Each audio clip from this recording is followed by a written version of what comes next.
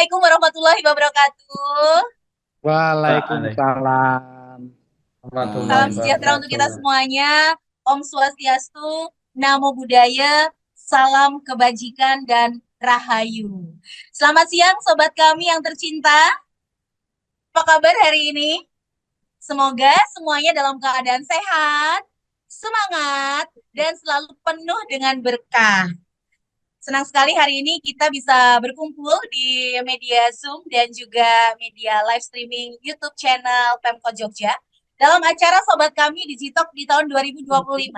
Ini merupakan program Sobat Kami Digitalk seri yang kedua. Wow, boleh kita berikan tepuk tangan buat pertemuan kita siang hari ini ya. Nah, ini merupakan program Digitalk seri yang kedua dengan tema Jaga Data Pribadi Jangan Sampai Bocor. Nah, tentu saya mengucapkan terima kasih dan selamat datang buat semua sobat kami dari berbagai daerah di Indonesia. Sobat kami merupakan akronim atau sapaan hangat kami untuk Sobat Keamanan Informasi. Ya, kami menyapanya dengan sobat kami, Sobat Keamanan Informasi. Nah, acara spesial ini diselenggarakan atas persembahan dari Dinas Komunikasi Informatika dan Persandian Kota Yogyakarta.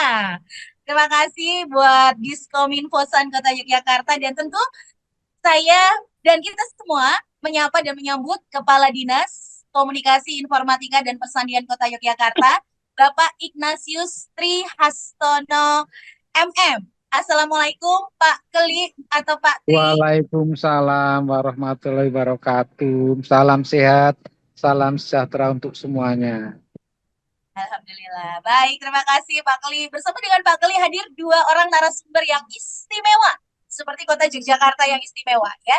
Narasumber kita yang pertama seorang wanita ya, yaitu Ibu Airin Lemanto. Beliau adalah dosen di Fakultas Hukum Universitas Gadjah Mada Yogyakarta. Salam Selamat berjumpa, salam kenal. sehat Bu Airin. Salam kenal Bapak Ibu semua. Salam kenal Mbak Dokter. Luar biasa. Iya, Ibu Dokter Airin Lemanto ya. Dan satu lagi narasumber kalau yang tadi cantik ini ganteng ya, ganteng dan gagah ya.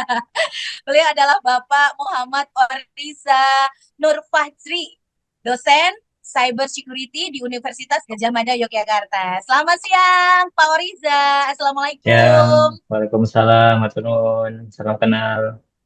Iya, salam kenal, salam jumpa Pak Oriza. Terima kasih untuk partisipasi dan juga kehadirannya di media Zoom pada siang hari ini.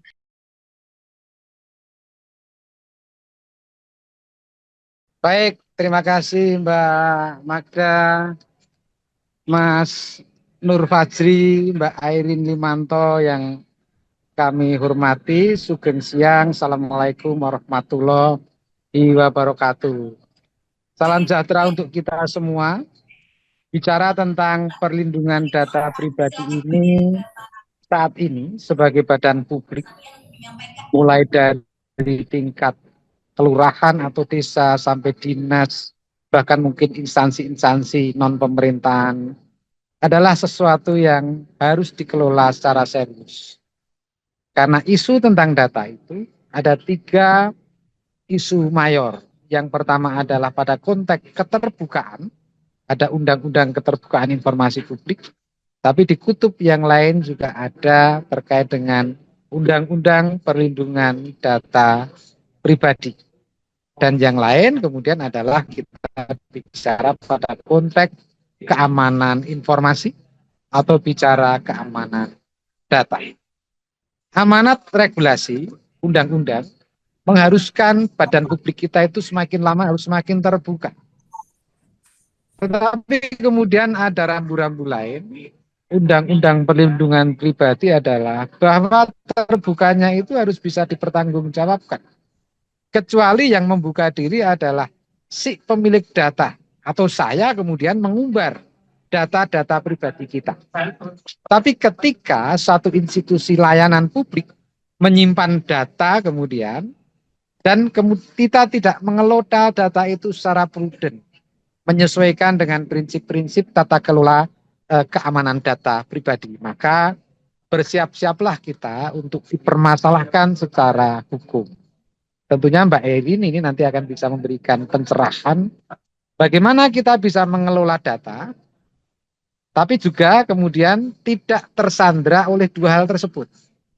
Karena khususnya di lingkup badan publik, seperti di perangkat-perangkat daerah ataupun apa, stakeholder utama kita dalam konteks fungsi layanan itu adalah masyarakat secara langsung. Dan kita terbiasa, bahkan kemudian prinsip digitalisasi mengharuskan yang namanya data itu bisa saling terinteroperabilitaskan, bisa saling menggunakan, terintegrasikan dengan pengguna-pengguna yang lain. Ini adalah dua hal yang sedikit banyak bisa berbeda. Amanat dari era mazhab digitalisasi, kalau bahasa pemerintah saya sebut adalah SPBD. Bagaimana kemudian bisa menggunakan data ini untuk bisa memberikan layanan-layanan publik yang sederhana. Harus sudah mulai ditinggalkan, misalnya kebiasaan memberikan form untuk diisi dengan sekedar nama, alamat, tempat tanggal lahir, nomor KTP, dan lain sebagainya. Kita bisa menggunakan data kependudukan.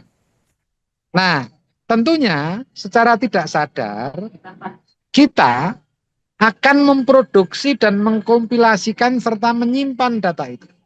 Tanya dulu aja. Orang kadang tidak paham apa yang disebut atau perbedaan dengan mengetahui data, memiliki data, dan menguasai data atau informasi.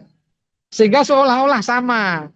Yang paling sederhana saja misalnya Pak Tri itu pasti sangat tahu nomor HP saya. Kemudian ketika ada Mbak Magda atau Mbak Airin tanya, minta ya nomor HP-nya Pak Tri begitu, kemudian langsung diberikan. Ya itu contoh ringan ya. Padahal Pak Tri itu sudah kemudian memberikan data yang masuk dalam kategori data pribadi saya. Kalau itu nomor telepon kantor, itu bukan data pribadi. Mas Tri terbiasa seperti itu karena itu menjadi kebiasaan kita. Nah tentunya hal-hal yang dulu biasa, belum ada amanat undang-undang perlindungan data pribadi, harus kita kelola dengan tidak sebagaimana dulu. Misalnya dibiasakan kemudian, saya minta izin dulu ya, kemudian minta izin pada yang punya nomor, kalau bisa diberikan, diberikan. Nah, itu hal yang paling sederhana dalam konteks bagaimana kita mengelola yang namanya data pribadi. Hal yang kecil lagi misalnya, bagaimana kita itu harus mulai sadar dan memproteksi data pribadi kita. Kita menjual kendaraan, bonusnya itu adalah komitmen, nggak usah balik nama, nanti saya pinjamin KTP. Maka 3 hari itu KTP ada di dalam tangan pihak lain, kita nggak tahu mau dipakai untuk borek karena kurang apa di suatu toko atau tempat, untuk mengakses pinjol, dan lain sebagainya. Itu adalah kebiasaan kita ketika permasalahan-permasalahan terkait data itu dulu belum menjadi serius. Sekarang data, terutama data pribadi itu menjadi sangat serius. Membiasakan diri ketika kita mau mengikatkan diri menjadi nasabah suatu layanan jasa keuangan misalnya. Ada sekian puluh lembar, di mana mungkin di sana salah satunya adalah permit atau izin, diperbolehkan untuk menggunakan data itu untuk hal lain di luar kepentingan itu. Maka kita harus membiasakan diri, misalnya mencoret itu, sehingga data tidak diperkenankan untuk misalnya akses marketing produk-produk terkait dengan perbankan misalnya. Nah, kebiasaan-kebiasaan ini bukan hanya pada kita selaku pemilik data primer, perorangan kita, pribadi kita, tapi sebagian besar adalah posisi kita sebagai penanggung jawab badan publik yang dipercaya, baik disengaja ataupun tidak, mengelola data-data pribadi. Nah, ini ada kaitannya dengan Mas Nur Fajri tadi, karena pada umumnya tata kelola data pribadi kita itu sudah dalam bentuk digital. yang pasti sesuai dengan prinsip digitalisasi itu akan bisa saling digunakan oleh pihak lain dan disiapkan untuk terkoneksi. Bagaimana kita kemudian mengelola pada ranah-ranah seperti itu. Nah, forum ini tentunya akan memberikan pencerahan kepada kita untuk bisa lebih memahami posisi kita, tanggung jawab kita, dan minimal apa yang bisa kita lakukan dan apa yang tidak kita lakukan.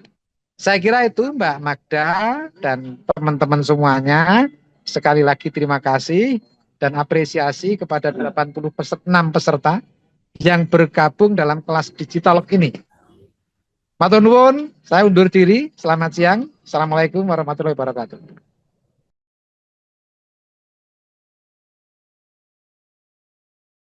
Nah, hari ini saya akan berbicara atau lebih fokus kepada data pribadi, hak, resiko, dan solusinya.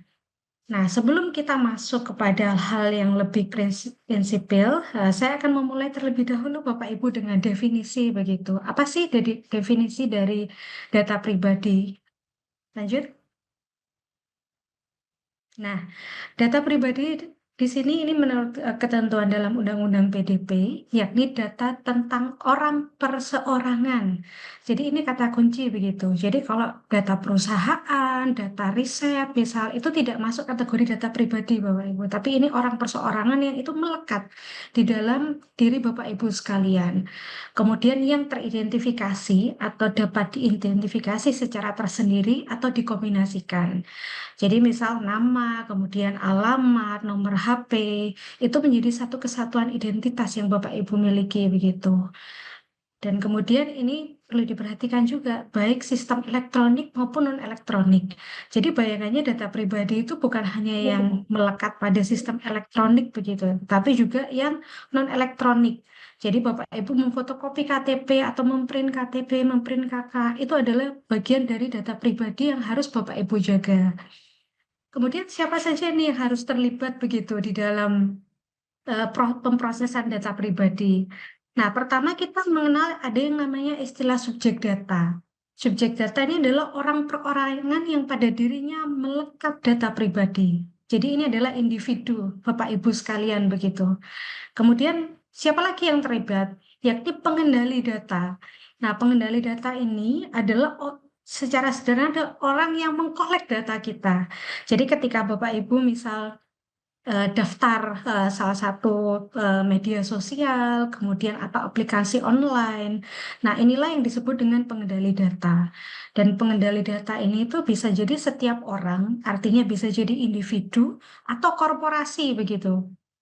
Jadi bukan hanya individu sebagai person, tetapi juga korporasi. Kemudian badan publik, pemerintah, kemudian mungkin rumah sakit begitu yang mengkolek data-data kita, dan juga organisasi internasional. Nah, kemudian selain pengendali data, siapa lagi nih? Ada yang namanya prosesor data. Jadi prosesor data ini adalah pihak yang ditunjuk oleh pengendali data untuk melakukan pemrosesan. Jadi pihak ketiga yang menggunakan data kita, memproses data kita untuk menjadi satu data untuk keperluan tertentu.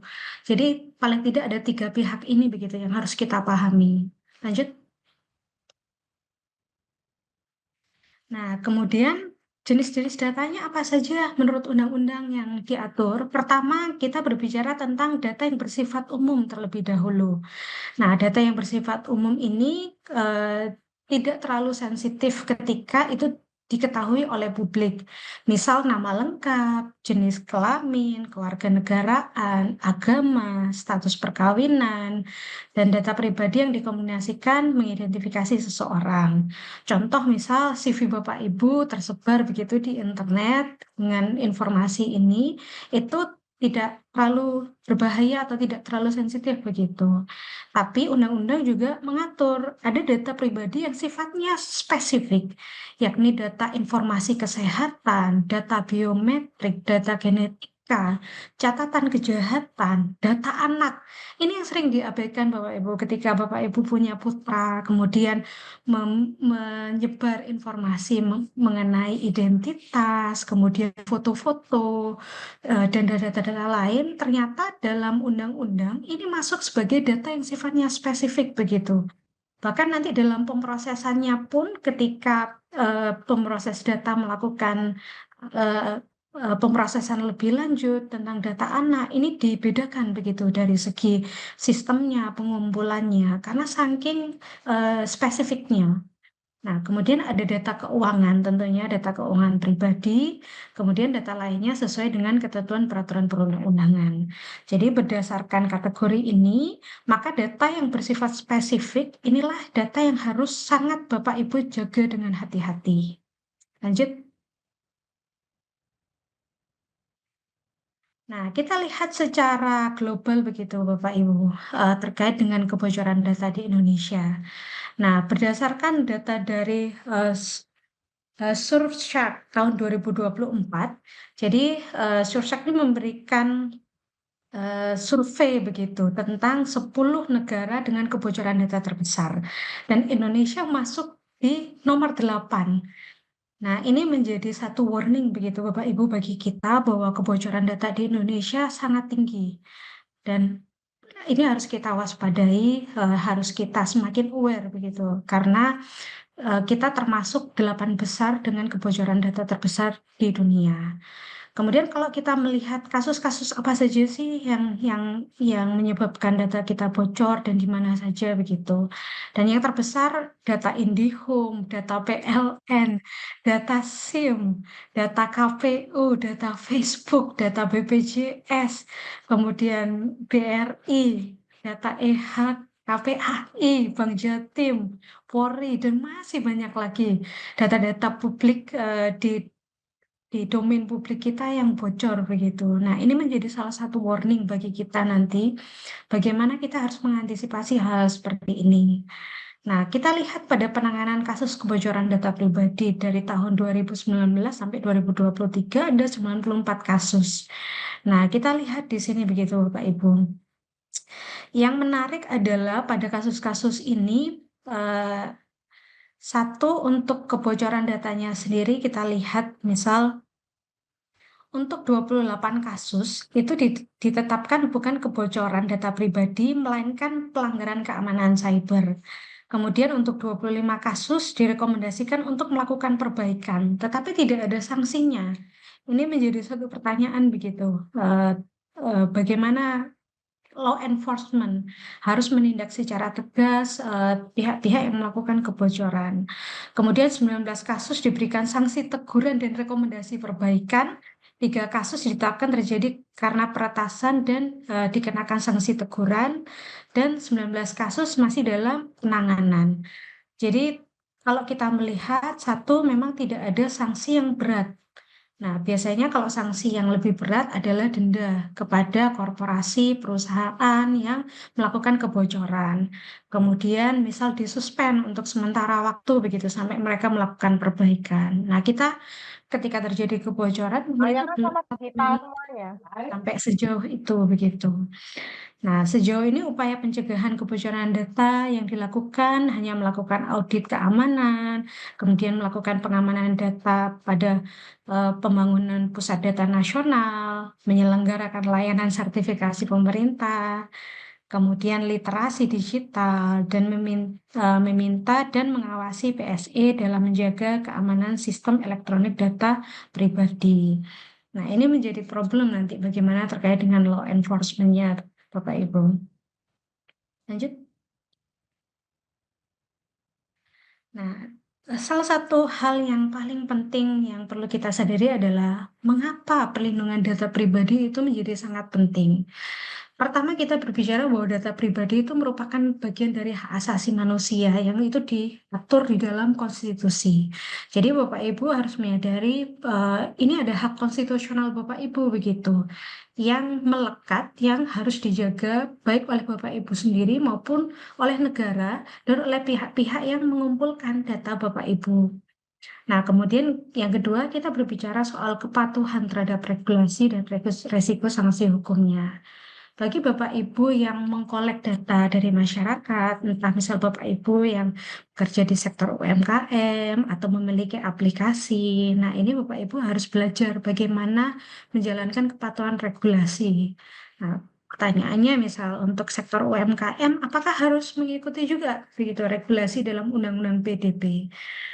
Nah, secara ketentuan regulasi dan ketentuan peraturan perundang-undangan tentu harus mengikuti, tetapi kadarnya itu tidak seberat misal perusahaan-perusahaan korporasi besar dan pemerintah nanti akan punya regulasi untuk itu. Bagaimana nanti kalau sektor UMKM dengan teknologi yang terbatas, modal yang terbatas, itu tetap mampu untuk menjaga data pribadi yang dikumpulkan. Nah, itu. Kemudian yang ketiga, mencegah penyalahgunaan identitas dan kejahatan cyber. Nah, Bapak Ibu, ini untuk orang perorangan begitu. Bagaimana pentingnya menjaga data ini agar identitas Bapak Ibu tidak disalahgunakan untuk kepentingan-kepentingan yang memang melanggar hukum. Kemudian ada kejahatan-kejahatan cyber yang dilakukan oleh orang-orang yang tidak bertanggung jawab. Nah, kemudian ini terkait juga menjaga privasi dan kebebasan individu. Kemudian mencegah penyalahgunaan oleh perusahaan atau pihak ketiga. Dan yang terakhir tentunya adalah meningkatkan kepercayaan publik terhadap ekosistem digital. Saat ini hampir semua sektor begitu, baik swasta maupun publik melakukan digitalisasi. Kalau kita berbicara di sektor publik, misal sekarang e-certificate begitu tanah misal digitalisasi pertanahan itu sertifikatnya sudah SHM-nya sudah mulai bentuk digital.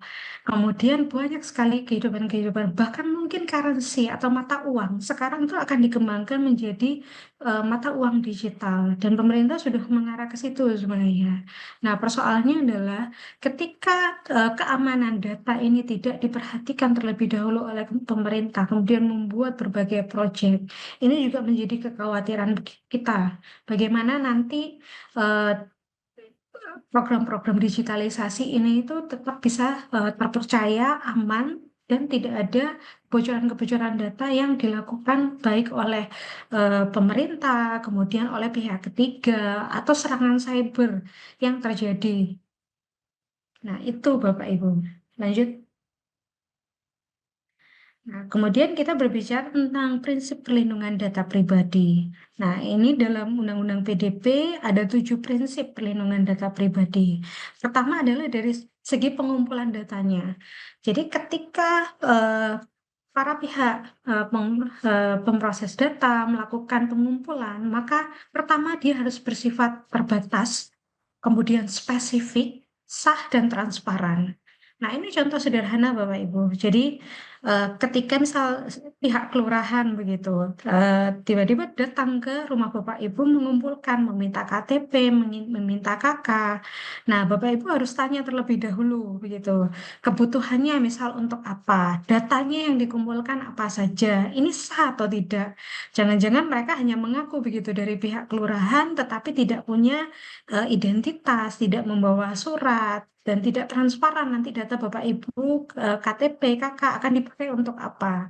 Jadi ini penting kesadaran-kesadaran seperti ini untuk meminta secara informasi secara lebih detail begitu kebutuhan pemerintah ataupun pihak swasta untuk mengumpulkan ini untuk apa. Kemudian ketika melakukan pemrosesan data itu harus sesuai dengan tujuan dan menjamin hak subjek data. Nah, kadang ketika kita memberikan nomor HP, misal untuk keperluan apply kartu kredit, nah tiba-tiba kita dapat informasi mengenai produk-produk lain yang tidak sesuai dengan tujuan yang kita inginkan untuk memberikan data itu. Nah, ini juga harus Bapak Ibu penting begitu untuk memperhatikan hal-hal seperti ini. Kemudian keakuratan data harus akurat, lengkap, mutakhir, dan dapat dipertanggungjawabkan. Kemudian soal keamanan data dilindungi dari akses, pengungkapan, atau penyalahgunaan yang tidak sah. Jadi ini menjadi tanggung jawab bersama begitu, terutama untuk yang memproses data-data kita. Bagaimana mereka memiliki kewajiban untuk menjaga keamanan data kita. Kemudian transparansi, memberitahukan tujuan dan aktivitas pemrosesan serta kegagalan perlindungan. Nah, jadi ketika ada kebocoran data, itu pemroses data itu wajib memberitahukan kepada subjek data bahwa terjadi kebocoran, misal silakan diinfokan untuk misal ganti password, sehingga tidak ada atau memperkecil resiko yang akan terjadi kemudian, misal disalahgunakan dan lain sebagainya. Kemudian ada juga tentang penghapusan data. Dimusnahkan setelah masa retensi atau atas permintaan subjek data. Jadi ketika data Bapak Ibu itu disimpan oleh suatu korporasi, misal itu ada masa retensinya Bapak Ibu. Jadi bisa 5 tahun, bisa 10 tahun, tergantung pada kebutuhan. Nah, dan Bapak Ibu juga bisa meminta eh, korporasi misal untuk melakukan permintaan penghapusan data. Jadi datanya ketika sudah selesai misal menggunakan kartu kredit atau apapun ya datanya bisa kita minta begitu untuk dihapus dari database mereka. Kemudian akuntabilitas dilakukan secara bertanggung jawab dan dapat dibuktikan. Lanjut. Nah, ini hak subjek data, ini hak Bapak Ibu semua begitu terkait dengan data pribadi yang Bapak Ibu berikan. Pertama adalah hak atas informasi. Nah, ketika Bapak Ibu misal mendaftar aplikasi apapun begitu, kemudian ada informasi-informasi yang Bapak Ibu inputkan gitu di dalam form atau aplikasi. Nah, informasi itu dapat kita akses kembali, dapat kita minta hak atas informasi data pribadi kita sendiri. Jadi bukan data pribadi orang lain ya. Jadi data pribadi yang kita berikan, kita bisa meminta begitu hak atas informasi terhadap data tersebut. Kemudian hak koreksi data. Jadi ketika ada kesalahan, misal Bapak Ibu salah begitu menginput tempat tanggal lahir, alamat. Nah, itu ada hak untuk koreksi, meminta perbaikan bahwa data tersebut salah ketik atau salah sehingga bisa dilakukan perbaikan. Kemudian hak akses data, tentunya ketika sudah dikolek, kemudian Bapak Ibu tentu berhak untuk mendapatkan akses terhadap data tersebut. Kemudian hak penghapusan data, ini juga penting yang kadang kita tidak sadari begitu, bahwa kita punya hak untuk melakukan penghapusan data. Kemudian hak menarik persetujuan. Jadi ketika kita sudah memberikan persetujuan, contoh misal kartu kredit tadi, kemudian kita sudah tidak pakai lagi begitu kartu kredit tersebut, maka kita boleh menarik data kita. Kemudian hak keberatan atas pemrosesan otomatis. Nah, ini yang juga sering dipakai gitu oleh korporasi terutama untuk melakukan pemrosesan secara otomatis.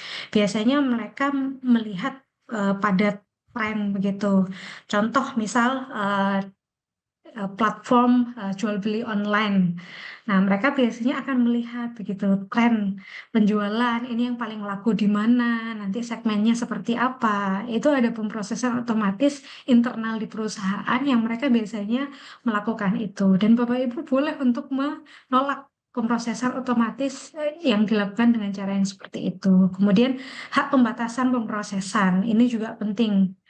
Terutama nanti ketika data Bapak Ibu nanti akan dipakai untuk apa aja nih. Jadi ada batasan-batasan yang Bapak Ibu tidak mau misal melakukan itu. Contoh misal biasanya di soal cookie ya. Nah, cookie itu kan biasanya kan kita ada opsional begitu. Mau atau tidak gitu. Kalau misal kita tidak mau, kemudian ada manajemen-manajemen nanti mungkin teknisnya Mas Oriza ya, tetapi ada persetujuan atau informasi yang diberikan ke kita, apakah kita mau atau tidak begitu data kita akan diproses seperti itu. Nah, kalau kita tidak mau, maka kita bisa melakukan pembatasan pemrosesan. Kemudian hak menggugat dan mendapatkan ganti rugi. Ini bisa kita lakukan gugatan perdata begitu Bapak Ibu ketika terjadi pelanggaran-pelanggaran. Kemudian hak Bu Airin, portabilitas mohon data. maaf. Ibu Airin 10 menit lagi ya Bu ya. Oke, siap. 10 menit Ya, lagi, saya akan terima agak cepat kasih. karena sisa waktu sedikit. Kemudian ada perkecualian hak. Biasanya pemerintah akan melakukan pengecualian-pengecualian untuk keperluan pertahanan keamanan, penegakan hukum, penyelenggaraan negara, pengawasan sektor keuangan, dan statistik dan penelitian ilmiah. Lanjut. Nah, ini kewajiban pemrosesan dan pengelolaan data pribadi. Jadi pengendali di sini juga dikenai kewajiban Bapak Ibu untuk memberikan informasi tentang legalitas pemrosesan data, tujuan pemrosesan, jenis dan relevansi data, jangka waktu retensi, rincian informasi yang dikumpulkan, durasi pemrosesan data, hak subjek data pribadi. Kemudian pengendali data dalam pengelolaannya juga ada kewajiban-kewajiban tertentu yang diamanatkan oleh Undang-Undang PDP. Pertama adalah menyediakan bukti persetujuan subjek data, kemudian memproses data secara sah, terbatas, spesifik, dan transparan, memastikan akurasi, kelengkapan, dan konsistensi data, memperbaiki data dalam 3 kali 24 jam, Bapak Ibu, jika ada kesalahan. Jadi ada batas waktunya. Ketika nanti terjadi kesalahan, harus diperbaiki maksimal dalam waktu 3 kali 24 jam. Kemudian merekam seluruh aktivitas pemrosesan data, memberikan akses kepada subjek data sesuai ketentuan, menolak perubahan data dalam kondisi tertentu, melakukan penilaian dampak resiko tinggi, melindungi keamanan dan kerahasiaan data, menghentikan pemrosesan jika persetujuan ditarik, dan menghapus atau memusnahkan data setelah masa retensi. Lanjut, Mbak. Nah, ini contoh kebijakan privacy. Tadi ada yang memang diamanatkan undang-undang begitu Bapak Ibu oleh pengelola data untuk memenuhi ketentuan. Nah, di sini Bapak Ibu mungkin ketika mendaftar aplikasi setelah mengisi data begitu di bagian bawah itu biasanya itu ada satu centang begitu tentang kebijakan privacy yang biasanya Bapak Ibu iya iya aja itu. Nah, ini tuh harus dibaca Bapak Ibu, jangan diiyakan semua. Jadi dibaca dulu bagaimana mereka, apa saja data yang mereka kumpulkan, bagaimana mereka mengumpulkan itu, kemudian diproses seperti apa. Dan itu diberitahukan Bapak Ibu, karena ini amanat dari undang-undang begitu. Terkait dengan cookies juga, kemudian service providersnya apa. Bapak Ibu misal nggak pengen dapat iklan misal dari produk selain yang Bapak Ibu inginkan, itu ada pilihannya. Jadi selama ini Bapak Ibu mungkin sering dapat iklan begitu ya karena Bapak Ibu sendiri menyetujui untuk memberikan persetujuan itu lewat privacy policy ini. Jadi ini harus makin aware begitu kita terkait dengan bagaimana data-data kita itu nanti akan diproses, digunakan untuk apa saja dan bagaimana nanti pemrosesannya dilakukan. Lanjut. Oke, ini ada satu video Bapak Ibu terkait dengan data anak seberapa berbahayanya begitu. Data anak ketika itu disalahgunakan. Jadi saya ingin memberikan awareness lebih lanjut karena kita sudah masuk pada perkembangan AI yang sangat masif dan ketika tidak ditindaklanjuti secara bijak, maka ini akan sangat membahayakan bagi masa depan anak-anak kita.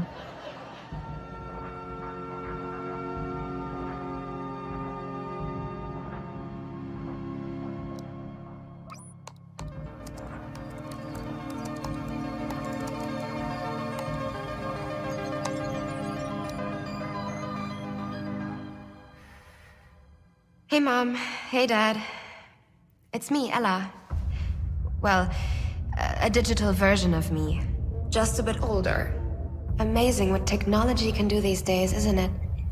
All you need are a couple of pictures, like the ones you share on social media, where they can be taken and used by everybody. I know, for you, these pictures are just memories, but for others, they are data. And for me, maybe the beginning of a horrible future. A future where my identity can be stolen just like that. Where I can go to prison for things that I would never do. Imagine my credit score being destroyed, Dad. Or my voice copied to scam you, Mom. Mom, I'm in trouble. I need you to send me money, please. I don't want to become a meme, humiliated by everyone at school. Kill yourself, you fucking loser.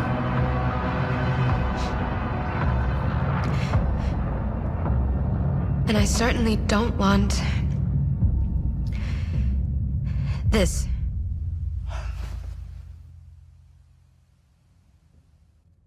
What you share online is like a digital footprint that will follow me around for the rest of my life. I'm telling you this because I know you love me and would never do anything to harm me. So please, Mom, please, Dad, protect my virtual privacy.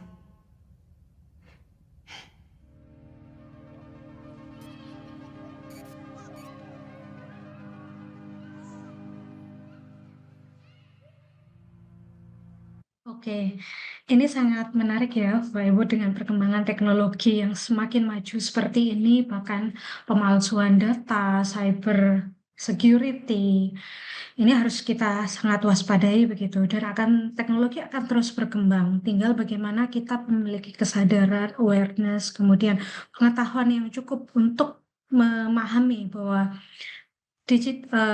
AI, kemudian data itu sangat bernilai di satu sisi, tetapi di sisi lain ada dua sisi mata uang gitu yang juga bisa membahayakan ketika memang kita tidak aware. Lanjut.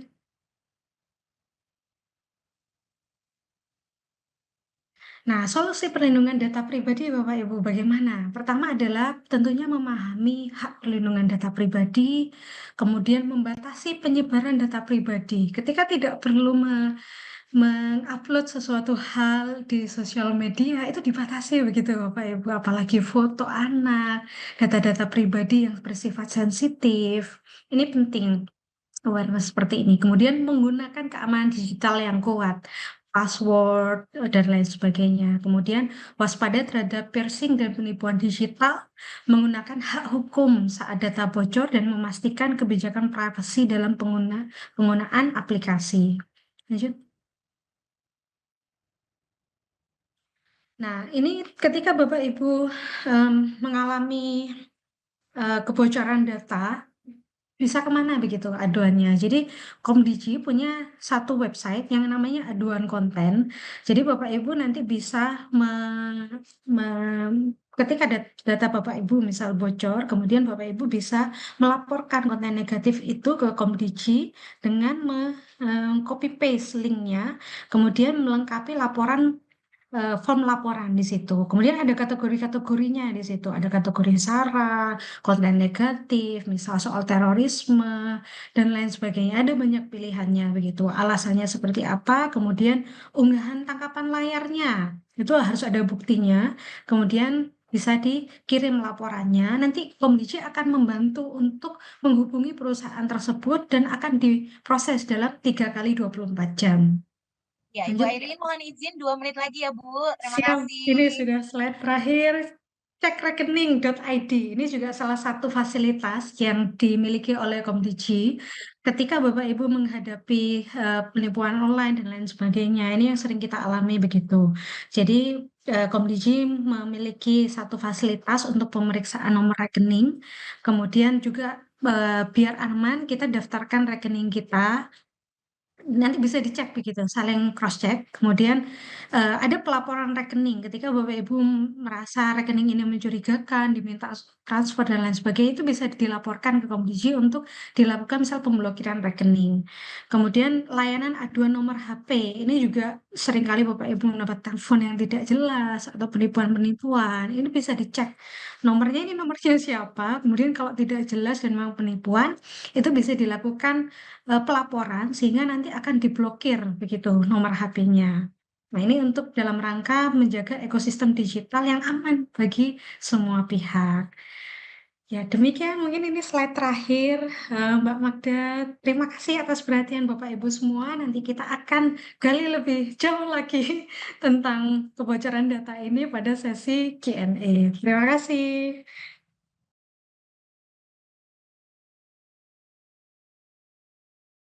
Oke, kita masuk ke ranah cyber security karena ini tentang masalah data pribadi ya.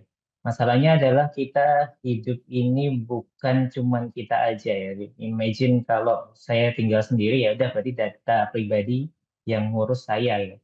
Karena kita tinggal di bumi yang dihuni 7 miliar manusia itu, jadi kita harus saling sinkronize tentang data diri ya. Terus di sini saya bilang ya, apa saja yang bisa diakses, apa saja yang bisa mengaksesnya, Dan lebih penting lagi apa yang bisa terjadi jika informasi pribadi kita jatuh ke tangan yang salah. Saya tadi baca beberapa pertanyaan via komen ya yang ada hubungannya dengan teknikal, nanti akan saya coba jelaskan mungkin.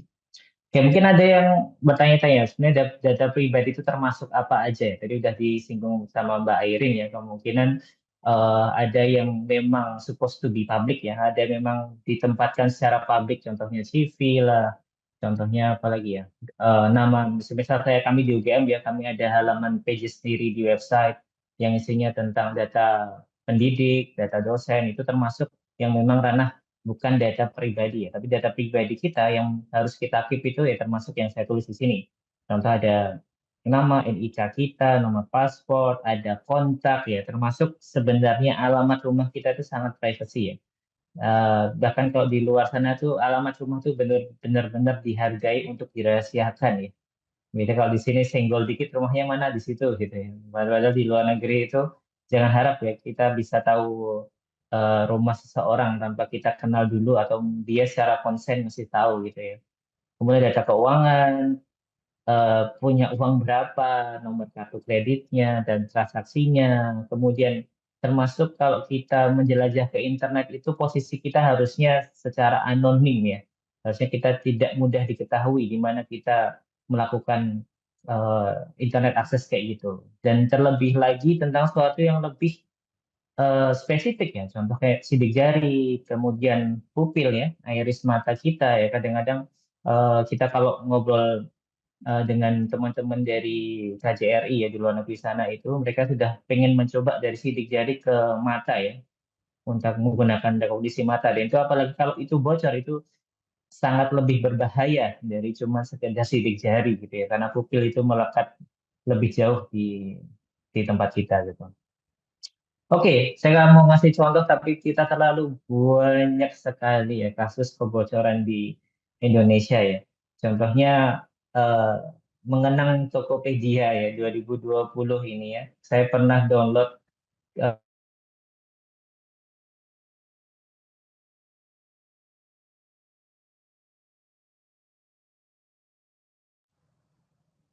Ya, mohon maaf di tempat saya Pak Oriza kok berdiam diri ya. Betul nggak, Bu Iya, Erin?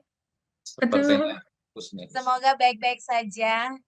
Iya, dan segera bergabung dengan kita.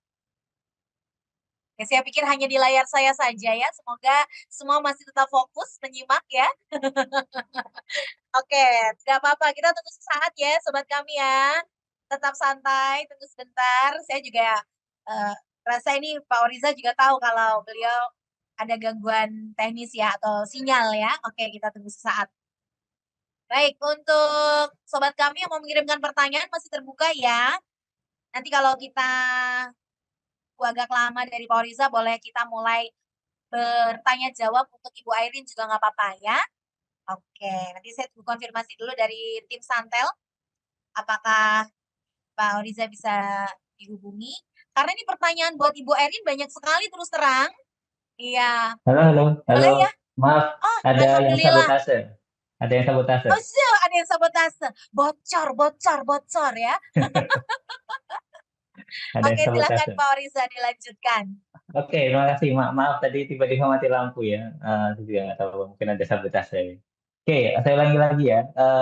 Tadi tentang Tokopedia. Ini Tokopedia itu termasuk yang saya dalami banget ya. Karena hackernya itu kalau nggak salah satu file itu bisa ratusan giga ya. Bayangkan Mbak Magda satu file Excel gitu ya mungkin 5 mega, 10 mega gitu ya. Itu ratusan giga dalam satu file gitu ya. Nah, kemudian waktu saya buka itu semua data saya dan 3 keluarga saya lainnya ada di situ ya. Jadi saya, mbak saya, mas saya, ibu saya gitu ya, yang pernah beli di situ itu ada di trial versionnya, ada di versi gratisannya ya. Jadi di situ lengkap ya, ada histori belanjanya, ada namanya, ada password tapi sudah keacak ya. Ini hash passwordnya sudah keacak. Kemudian yang ngeri itu nanti nama dan alamat ya. Nanti kita coba lihat Bapak Ibu apakah bisa aware ke situ gitu ya. Kemudian banyak yang lain ya, KPU juga dan semuanya yang masif menurut saya ini BPJS ya. Karena kalau dilihat dari jumlahnya ini semua manusia di Indonesia ya 279 juta data peserta BPJS, artinya semua, ya. Dan semua dari mulai yang tua sampai yang kecil ini itu eh, kena semua. Nah pertanyaannya, oke, kalau dari segi eh, sudah terlambat kayak gini gitu, kita nggak bisa apa-apa ya. Terlebih lagi kalau hacker itu biasanya cara cara mainnya kalau dia sudah berhasil ngehack, kemudian dia ngejual ya, ngejual di eh, dark web itu di forum dan dia nggak laku ya 1, 2, 3 tahun nggak laku, biasanya dia di publik ya. Ya dia di publik udah tak kasih gratisan aja lah, ini tak kasih gratisan, nggak ada yang mau beli, nggak berguna gitu. Terus kemudian data kayak gitu yang nanti dipakai untuk menyerang bapak ibu sekalian. Tadi banyak banget ya di dalam chat itu, kok banyak banget apa dana saku lah, saku dana lah atau apa gitu ya, tiba-tiba telepon ke nomor, tiba-tiba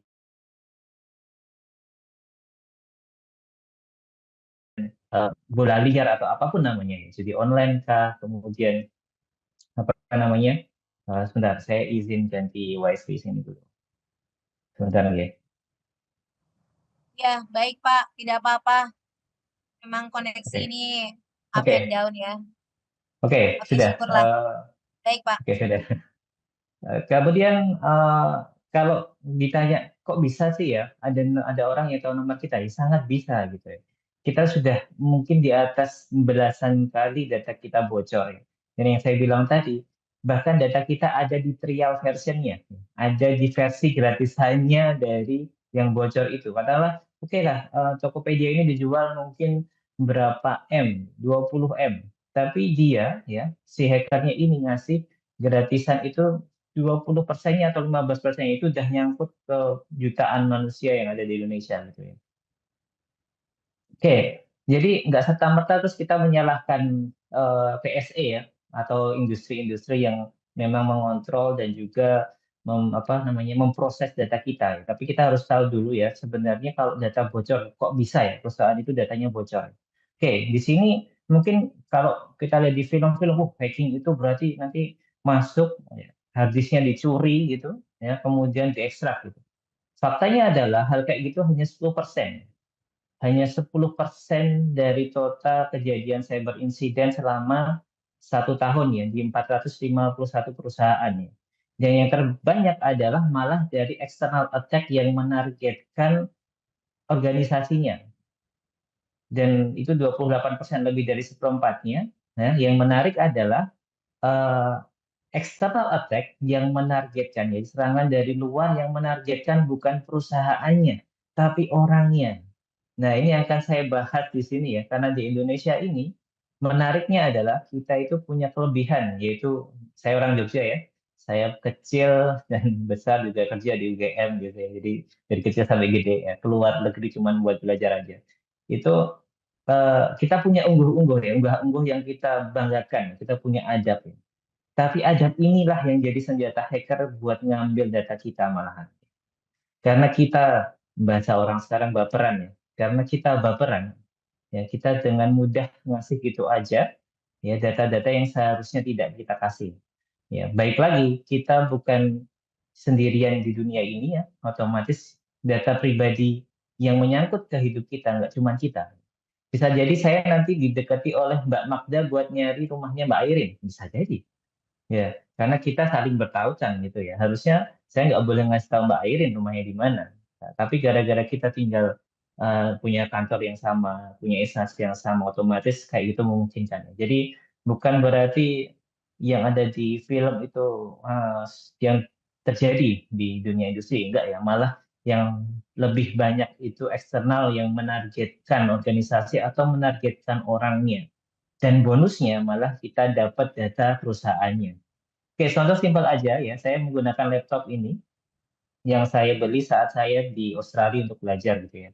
Laptop ini saya beli second ya, tapi masih garansi gitu. Saya beli dari staff IBM. Ini kejadian nyata ya. Staff IBM itu perusahaannya ThinkPad ya. Saya pakai ThinkPad nih, Lenovo ThinkPad ya. Saya beli ThinkPad di staff dari staffnya IBM ya. Mereka memang mungkin setahun sekali ini ya, apa ngasih baru gitu ya ke staffnya gitu ya. Nah, yang menarik adalah waktu saya beli, kemudian kita COD, kemudian pulang, ya, itu laptop ini masih penuh dengan data perusahaan IBM. Karena saya sampai sampai heran sendiri kenapa nggak dihapus. Akhirnya saya video ya sebagai bukti forensik ya. Ya teman-teman kalau mungkin bisa ditiru ya teman-teman kalau nemu data yang bukan milik kalian dan pengen mencegah biar data itu biar law enforcement tidak mengecap kalian sebagai pelaku, ya langsung di video. Langsung di video sebagai bukti forensik ya gitu ya Mbak Airin ya. Karena kalian punya bukti forensik, kalian nggak ngapa-ngapain datanya, saya video, semua datanya ada termasuk lokasi buildingnya, lokasi wifi-nya, passwordnya apa aja, pembayaran staffnya gimana, organisasinya jalan gimana, ada semua di laptop ini. Akhirnya saya video, saya hapus semua datanya di video dan saya kirimkan videonya ke staffnya tadi. Ini membuktikan bahwa nggak cuma di Indonesia aja, di Australia aja, staff IBM aja bisa se-careless itu ya, seceroboh itu ya, seceroboh itu menghandle data pribadi perusahaan. Oke, ini masih nyambung dengan yang tadi ya. Kita punya malware attack ya, teman-teman kemarin eh, yang tahu apa namanya, gimana PS server dari imigrasi tiba-tiba down ya karena ada serangan dari malware gitu ya, minta ransom gitu atau kita bisa bilang ransomware gitu ya. Nah, yang menarik adalah di sini adalah rekap dari beberapa tahun ke belakang ya dari berbagai macam instansi. Yang nomor 2 ini sangat Jogja sekali. Saya bilang sebagai orang Jogja ya, nomor 2 ini sangat Jogja sekali karena social engineering itu mengalahkan yang lainnya. Social engineering di sini nomor 2 setelah malware. Oke, malware ada ransomware yang saya bilang tadi ya. 1 bulan kita nggak bisa apa mengakses PDN ya PDN yang ada di Jakarta sama Surabaya di Surabaya sana. Itu yang nomor 2 itu tapi sosial. Otomatis di sini sebenarnya manusia dan teknologi itu nggak bisa dipisahkan. Di sini nomor 2 ya kita harus mengingat 10 teknik top 10 teknik serangan cyber ya. Nomor 2-nya tentang kita ya tentang apalagi ini kelemahannya orang Jawa banget ya. Oke, di sini jadi timbul pertanyaan. Oke, Pak, banyak banget mahasiswa yang tanya ke saya, Pak, apakah kita bisa menyimpulkan bahwa di Indonesia ini keamanan cybernya jelek? Contoh nih, kalau saya bikin aplikasi untuk kementerian, katakanlah Kominfo gitu ya. Dari UGM diminta bikin aplikasi oleh Kominfo Jogja. Gitu ya. Apakah Kominfo tidak punya standar tinggi keamanan? Punya. Ya, setiap kementerian ada pusdatinya gitu ya. Ada semacam satpam cybernya. Dia ngasih tahu, Mas, kalau mau bikin ini, kalian harus punya keamanan setinggi ini, setinggi ini, setinggi ini. Gitu. Kita sangat aware tentang itu. Dan ini terbukti ya, Indonesia tuh nggak jelek-jelek amat ya. Di Global Cyber Security Index Asia Pasifik ya. Asia Pasifik itu termasuk Singapura, termasuk Australia, termasuk Jepang, termasuk South Korea. Itu walaupun dia oke lah 0,6 di atas, tapi kita tuh 0,4 Bapak Ibu. Not that bad itu. Enggak sejelek itu ya. Ternyata ya. Jadi kita sebenarnya secara teknologi itu bagus ya. Tapi kenapa? Sekali lagi kenapa sampai belasan kali, mungkin 20 kali ya, yang major itu bisa terjadi di Indonesia. Oke, kita lihat ke ASEAN aja, Indonesia nomor 5. Ya, di ASEAN aja Indonesia nomor 5. Itu berarti sebenarnya bagus, cukup bagus. Dan di UGM sendiri ada kajian enkripsi ya, enkripsi untuk cyber security. Itu mungkin setiap kita bikin penelitian itu selalu improvisasi tentang security gitu. Jadi hampir kayak dipastikan secara teknologi itu aman. Loh, terus kenapa masih bocor? Kenapa bisa Indonesia yang termasuk top tadi ya tentang di ASEAN, tentang di Asia Pasifik itu masih bocor? Kenapa? Ini agak-agak kontradiktif nih. Kenapa yang teknologinya cukup memadai itu bisa bocor? Oke, kita masuk sekarang, seperti yang saya bilang, kita masuk ke diskusi. Kalau tadi teman-teman sudah paham ya, ternyata Indonesia tuh nggak jelek-jelek banget gitu ya. Enkripsinya bagus, terus standarnya tinggi. Sekarang kita masuk ke satu kasus ya. Saya bilang toko hijau daun ya. Kasus pertama, toko hijau daun. Ya. sebuah website jual beli terbesar di Indonesia. Ini ada, Bapak Ibu silakan berimajinasi ya. Nanti saya akan volunteer satu orang, kalau nggak saya tunjuk gitu ya. Saya biasa nunjuk mahasiswa. Nah, saya tunjuk Bapak Ibu gitu ya. Oke, kasus pertama ada sebuah website e-commerce ya, sebut saja toko hijau daun yang memiliki puluhan juta data pribadi milik usernya, mengumumkan telah terjadi kebocoran data. Oke, datanya ternyata bocor. Oke, datanya bocor ya. Ini, bentar. Saya agak ketutupan. Oke, datanya bocor. Yang pertama, seluruh data pribadi, ada NIK, nama lengkap, nama ibu, ya, statusnya, kemudian data yang ada dalam website, nama penerima, nama pengirim, histori belanjaan itu bocor. Kemudian hackernya menjual data itu ke forum ya, ke forum jual beli. Kemudian ada yang beli. Kita anggap aja kita ada yang beli ya. Data tersebut kemudian dibeli oleh seorang yang berniat jahat yang ingin meraup keuntungan sebanyak-banyaknya. Kita sebut saja Mr. X ya. Oke, nanti mungkin saya kasih contoh yang datanya di target ini Mbak Magda gitu ya. Saya izin nyontohkan aja gitu ya. Mr. X memilih data mana saja yang sekiranya dapat dia tipu dengan mudah dan beberapa nama telah dia kantongi, termasuk datanya Mbak Magda misal. Kemudian, oh maaf ini masih loret isu yang belum saya hapus ya. Oke, kita masuk ke Oke, kemudian yang kedua ya, cerita berlanjut ya. Perkenalkan namanya Dania. Saya rubah aja namanya Mbak Magda ya. Saya rubah aja namanya Mbak Magda. Dia adalah seorang mahasiswi dari sebuah universitas di kota besar yang hidup hanya berdua dengan ibunya. Ya, tadi kita punya kebocoran data. Kemudian kita tahu kita punya tokoh di sini yang hidup berdua sama ibunya semenjak ayahnya berpulang ya. Dia baru saja sadar kalau e-commerce-nya itu ternyata bocor. Bocor, tapi dia ngerasa nggak khawatir ya, karena dia pikir kalau data bocor, berarti yang bahaya itu saldo e-commerce-nya gitu ya. Orang kita pasti mikirnya kayak gitu ya. Kalau ini bocor berarti ya nggak apa-apa lah. Saldo toko hijau saya nol kok, gitu. Nggak masalah. Ternyata ya Mbak Magda ini termasuk dalam target yang ada yang akan diserang. Kemudian ada tambahan data. Yang pertama, histori belanjaan dari Mbak Magda. Misal skincare bulu badak 3,5 juta. Kemudian ada lurun mandi lumpur Lapindo 80.000. Kemudian ada bedak bayi 1 juta ya. Jadi kita punya skincare, lulur sama bedak ya.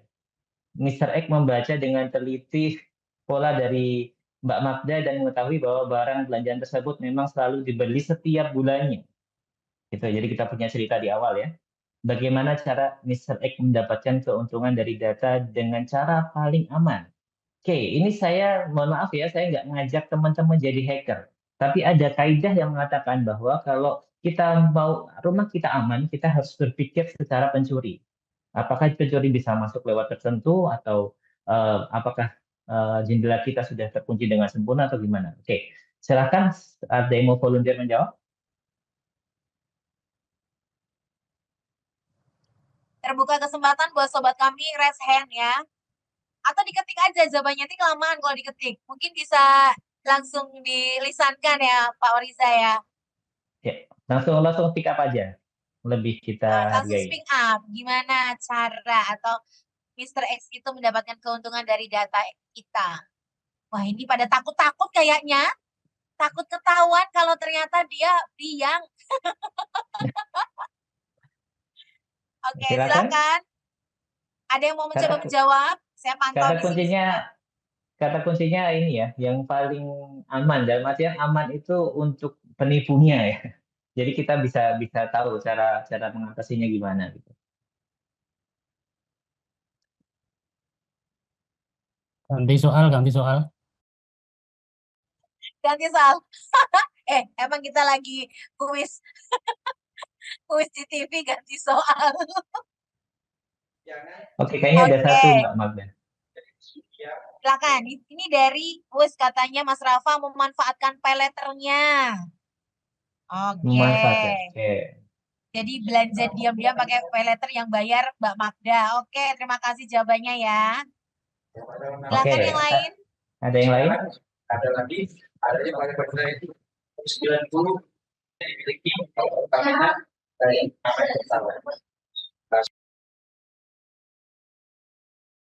Katanya nih menyamar menjadi penjual di e-commerce lalu DM ke akun Dania menawarkan produk padahal produk tersebut abal-abal atau yang dikirim palsu, katanya begitu. Oke, terima kasih. Terima kasih ini dari Kota YK juga. Oke, sebenarnya dua-duanya itu kalau saya nilai 10 dari 100 saya kasih 45 ya. Jadi udah ke track yang benar ya. Tapi untuk menuju yang lebih aman itu kayak gimana gitu. Dengan data yang ada ya. Kita contoh nih dari tadi membeli yang biasa dibeli ditambah link. Ya, ada tambahan tuh, Pak Oriza. Membeli yang biasa dibeli ditambah link. Oh, ini malah affiliate link malah nggak apa-apa ya, bukan penipuan ya. Kalau affiliate link ya. Ini kita gimana caranya? Contoh nih, saya pertanyaannya adalah gimana Mr. X ini bisa dapat 3,5 juta mudah dari keluarga Mbak Magda. Itu ya, clue-nya itu ya, kata apa namanya petunjuknya itu. Gimana si Mr. X ini bisa dengan mudah dapat 3,5 juta ya dengan memanfaatkan keadaan Mbak Magda sekarang yang tadi saya jelaskan ya. Di sini saya jelaskan lagi. Dia cuma tinggal berdua sama ibunya, semua data NIK sudah ada, kemudian si Mr. X-nya tadi tahu pola pembeliannya, kemudian Ada yang jawab Pak Oriza, ada yang jawab Oke. katanya web phishing, Pak. Web Oke, phishing. web phishing. Ya. Agak sulit mengkonekkan antara web phishing dengan data yang dipunya gitu ya. Dan web phishing itu gini, secara teknologi kalau kita melakukan web phishing itu traceable ya, atau dapat di-track ya. Nah, kira-kira cara bodon apa ya yang bisa Ibu Bapak lakukan buat dapat 3,5 juta dari kasus ini? Oke, Ada yang oke, tulis oke. COD Betul, skincare bulu badak 3,5 betul. juta langsung Oke, COD. oke. Melakukan Oke, saya penipuan dengan ucapkan menghubungi sang terima ibu. kasih. Oke, jawabannya adalah benar sekali dari Ibu Ratno ya. Jawabannya adalah COD. Ya, ya, jawabannya Jangan-jangan COD. dia ahli tuh, dia pernah Oh ya, pernah baca artikelnya, maksudnya bukan pelaku. pernah baca. Oke, kita mengeksploitasi suatu kelemahan yaitu tentang social engineering ya. Lagi-lagi Mr. X tahu kalau polanya setiap bulan dia beli bulu badak 3,5 ya, dan juga ibunya nggak mungkin ngecek lagi apakah anaknya beli atau enggak ya, karena setiap bulan ada otomatis dia pasti beli gitu, dan otomatis waktu si Mbak Magda ini keluar mungkin ke Superindo gitu ya, kemudian si pelakunya ini ya bawa barang yang dia bilang ini skincare bulu badak, kemudian dikasih ke ibunya, ternyata ibunya juga ternyata merek yang biasanya dibeli anak saya, dia bayar ya sudah pergi gitu ya. Gimana Pak kalau ternyata ada CCTV? Oke, CCTV itu cerita lain ya, tapi secara kasus ini sudah approach yang paling aman ya. Otomatis ya, dengan kita tahu kalau mereka bisa seperti ini, harusnya kita juga ngasih tahu bapak dan ibu kita. Oke lah, ini anak saya Oriza ini sukanya beli eh, peralatan komputer yang harganya jutaan dan biasanya COD. Otomatis setiap kali COD itu orang tua saya harusnya tanya saya dulu. Ya bukan langsung bayar ini benar atau enggak ya, karena bisa jadi data saya sudah bocor dan dipakai oleh penipu untuk mengeksploitasi kejauhan dari keluarga saya gitu ya. Oke, kita lanjut lagi. Ya, terima kasih sudah menjawab ya. Oke, kita punya kasus Pak kedua. Oriza, mohon maaf, Ya. informasi waktu 5 menit lagi ya Pak. Mohon Oh, maaf, oke. terima kasih. Oke, sebentar. Oke, sekarang ini aja ya. Sekarang ini aja. Saya langsung kasus ketiga karena waktunya cuma mepet ya. Ya. Kasus ketiga ada orang namanya Siva, seorang admin dari SIMRS ya, Sistem Informasi Manajemen Rumah Sakit di sebuah rumah sakit di Jawa Timur. Dia baru saja menikah dengan seorang ahli IT dari sebuah provider internet ya. Ceroboh ya, Siva adalah seorang yang cukup ceroboh. Dia biasa menuliskan username dan password dari semua akun pribadinya di sebuah catatan. Buku catatannya ini juga berisi jadwal pekerjaan suaminya yang sering keluar rumah untuk melakukan pengecekan internet ya. Siva melihat ya, kemudian karena dia naruh user dan password di notepad ya, di buku, dan bukunya itu dibawa sama-sama dengan suaminya, dia menemukan bahwa ada sesuatu yang ganjil ya. Di Siva ini melihat ada koneksi dengan akunnya dia di jam 2 pagi. Ya, sedangkan Siva ini jam 5 sudah keluar dari RS. Sebagai admin jam 5 udah pulang, tapi jam 2 pagi dia melihat ada aktivitas di akunnya. Ya, Siva tahu betul beberapa teman seprofesinya berakhir di PHK karena kecerobohan dalam menjaga data pasien. Pertanyaannya adalah, apakah Siva harus melapor hal ini kepada manajernya dengan konsekuensi di PHK? Ya, silakan. Ada yang berani menjawab? Wah, kayak buah si malakama nih. Kalau dimakan, bapak yang wafat. Kalau nggak dimakan, ibu yang wafat. Betul. Iya. Silakan. Mau speak up atau mau chat juga boleh. Karena ya, Waktu Siva tadi berpikir. Ya. punya suami baru saja menikah, suaminya ahli IT, kemudian dia naruh semua password dan username-nya di buku catatan, dan buku catatannya ini selalu dibawa suaminya buat kerja ya. Mungkin mereka berdua lovely ya, mereka pengen kopelan, pengen sharing buku ya, akhirnya dibawa-bawa. Otomatis buku ini juga dipinjam sama teman-temannya si suami. Nah, melihat ada aktivitas aneh di jam 2 pagi, apakah akan melapor ke manajernya? Ya, ada yang nulis tuh, Pak Riza. Bisa jadi data dicuri teman kerja suami Siva. Betul, Ya, ini udah memang macam itu. detektif kita ya, kayak detektif Ya, kita ya. tapi pertanyaannya bukan itu. Pertanyaannya, apakah Siva Pertanyaannya, harus melapor hal ini kepada manajernya? Katanya ada yang nulis lagi, ganti password semua akun terlebih dahulu, amankan juga email backup dari username tersebut terlebih dahulu, baru lapor kepada manajer. oke. Kemudian jawaban bawahnya, jujur saja pada atasan. Lagi di bawahnya, Siva tetap harus melaporkan kronologi sebelumnya. Attitude is everything. Oke, terima kasih. Ada lagi? Saya tunggu beberapa detik lagi. Sementara sudah, Pak Riza. Sudah. Oke, yang jawabannya benar dan sesuai dengan norma adalah dilaporkan. Kenapa dilaporkan? Oke, konsekuensinya Siva itu dipecat, tapi dipecatnya dalam kondisi yang tanggung jawab cuma dia aja dan datanya bisa diselamatkan. Manajer bisa lapor ke admin yang lebih senior atau direksi dari rumah sakit, kemudian semua datanya di-freeze ya, di-freeze biar tidak bocor lagi. Tapi realitanya di Indonesia tidak demikian.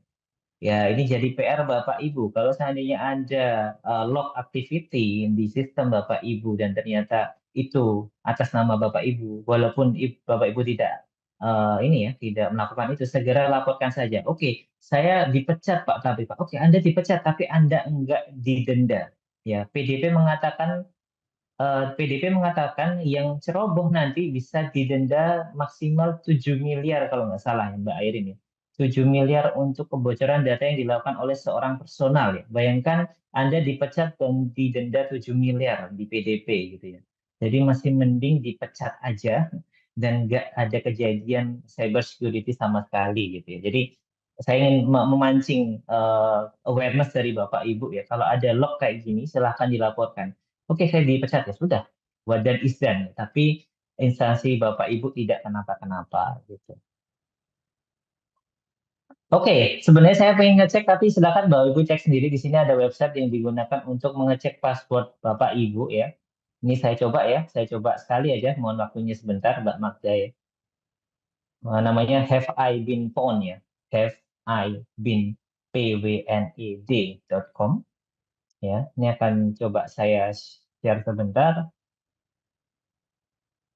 Oke, di sini ada websitenya. Websitenya itu buat ngecek dia tuh punya directory atau punya database untuk semua password yang pernah dihack oleh hacker ya.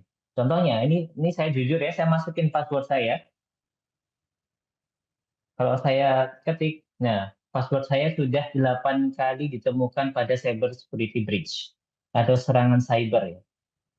Ya, password saya sudah 8 kali terincludekan ya ke dalam 8 kejadian cyber security. Kalau saya tambahkan asal-asalan ya harusnya belum. Tapi kalau Bapak Ibu pengen ngecek sendiri passwordnya, silakan di Have I Been Pwned ini ya nanti. Buat jadi tahu gitu kalau sudah nggak aman silahkan ganti yang lebih sulit lagi. Oke, mungkin begitu. Terima kasih. Untuk sesi 2 saya kembalikan ke Mbak Magda.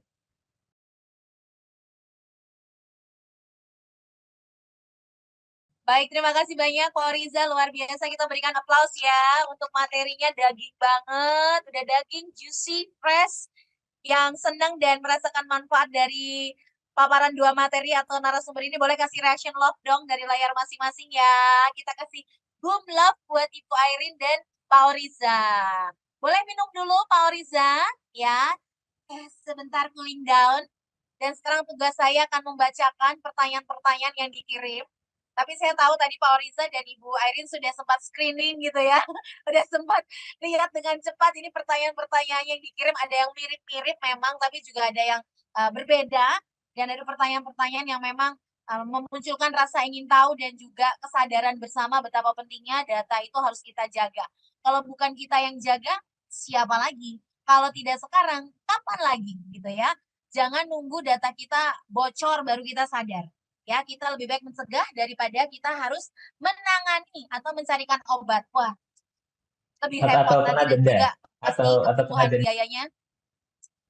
Kebutuhan biayanya juga pasti lebih mahal ya. Lebih baik mencegah dengan biaya minimalis dan kita bisa mengurangi ya pengeluaran-pengeluaran yang tidak dibutuhkan atau mungkin pemerasan emosi sampai pada juga mental kita ya, mental breakdown yang kadang terus kemudian membuat kita jadi nggak bisa sehat. Oke, Pak Oriza dan Ibu Airin, tadi saya sampaikan ada beberapa partisipan akan mendapatkan giveaway. Nah, beberapa di antaranya tadi yang sudah menjawab pertanyaan Pak Oriza dengan betul. Seingat saya ada 2 ya, kalau saya nggak salah ingat. Nanti bisa dibantu Mbak Giska dari tim Santel untuk mendata ya. 2 atau 3 nama tadi. Seingat saya 2 ya. Yang jawabannya mendekati betul, bahkan juga tadi betul ya. Oke, tolong dibantu ya Mbak Giska ya. Kemudian link presensi mohon ditunggu sebentar, nanti akan dibagikan oleh tim Santel untuk bisa mengakses e-sertifikat dan juga materi dari narasumber. Baik, saya apresiasi dulu ya yang menyaksikan melalui YouTube channel Pemkot Jogja nih, sobat kami. Ada banyak sekali ternyata yang menyaksikan di sana, keren ya. Ada Pak Roman, ada Fakrizal, ada Indrayati Rahayu, ada Ibu Etik Sulistriana dari Mandua Kulon Progo, terima kasih ya Bu. Ada Najar Siti dari Kulon Progo juga, ada Pak Roman, ada Ibu Titin Wulandari TK Negeri 11 Yogyakarta. TK Negeri 11 atau TK Negeri 2 ya. Di sini nulisnya TK Negeri 11. Idarus. Kemudian ada Nur Ainul Fadriana. Oke, terima kasih sudah bergabung yang di YouTube channel absen nama aja. Hadir. Tapi kebanyakan pertanyaan di media Zoom kita ya. Oke, saya akan bacakan pertanyaannya beberapa ya, Bu Airin dan Pak Oriza. Nanti silakan batu gunting kertas siapa yang mau jawab ya. Gunting tas. Pertanyaan dari partisipan yang bernama Mariana SSI.